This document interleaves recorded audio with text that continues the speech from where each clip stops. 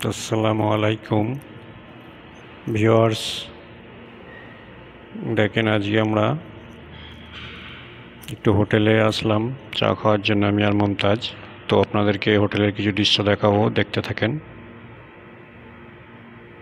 দেখেন, আমরা আজ একটু হোটেলের দিকে আসলাম চা খাওয়ার জন্য। তো দেখেন ভাই, হোটেলে সবাই বসে আছে আর বিভিন্ন ধরনের মানুষ এসেছেন এখানে। কেউ চা খাচ্ছেন, কেউ নাস্তা করছেন, কেউ রুটি খাচ্ছেন, কেউ ভাত খাচ্ছেন। যার যেটা ভালো লাগছে, যাকে যেটা খেতে মন যাচ্ছে সে খাচ্ছেন। তো দেখেন ভাই, এই হোটেলের মধ্যে কন্ডিশনটা দেখেন কীভাবে ইনারা মেনটেনেন্স করে। তো আপনাদেরকে একটু দেখাচ্ছি। দেখেন, আর এখানে বিভিন্ন ধরনের লোক আসেন, বিভিন্ন দেশের লোক আসেন, পাকিস্তানের, বাংলাদেশের, ভারতের, শ্রীলঙ্কার, ফিলিপিনের, নেপালের, সব ধরনের মানুষ এখানে আসেন।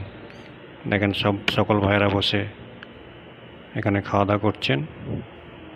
তো আমরাও আজকে একটু আসলাম, প্রায় আসা হয় কিন্তু আজকে একটু আসলাম, যার জন্যে আমি আর মমতাজ একটু আসলাম চা খাওয়ার জন্য। দেখেন, সব ভাইয়েরা চা খাচ্ছেন। আর এই হোটেলটা খুব ভালো, বাংলাদেশি হোটেল।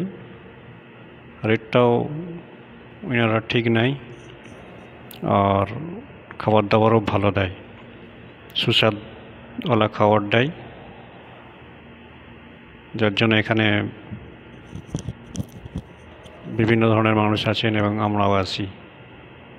দেখেন ভাই কীরকম সিস্টেম এখানে বসার জন্য। মানুষ সকলে এখানে বসে শান্তির সঙ্গে বসে কেউ চা খান, কেউ নাস্তা খান, কেউ ভাত খান, কেউ রুটি খান। আর বাংলাদেশে হোটেলের রেটটা একটু সস্তা আর খাবারটা ভালো থাকে, যার জন্য বিভিন্ন দেশের মানুষ বাংলাদেশি হোটেলে বেশি আসে, বিশেষ করে রেটটার জন্য। রেটটা ইনারা ঠিকঠাক নাই, অল্প রেটের মধ্যে খাবার মোটামুটি ভালোই দেয়, খারাপ না। তো যার জন্য বিভিন্ন ধরনের মানুষ এখানে আসেন। আর এখানে সামনেই দেখেন কাপড়ের দোকান, শপিং মল আছে এদিকে সামনের দিকে। আর এটা হচ্ছে হোটেলের মধ্যেই বিভিন্ন ধরনের মিষ্টি, ফুচকা, মুখচার জিনিস সব কিছুই পাওয়া যায় এখানে। দেখেন, এখানে